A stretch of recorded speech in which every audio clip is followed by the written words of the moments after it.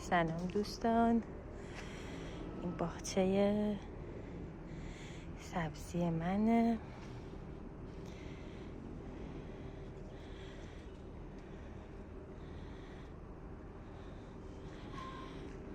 ما حدوداً 30 مرداد از تهران اومدیم شهرستان، استان گیلان.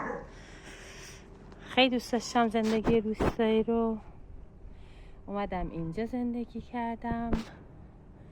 هنوز کارهای خونه تموم نشده، کارهای حیات هم تموم نشده.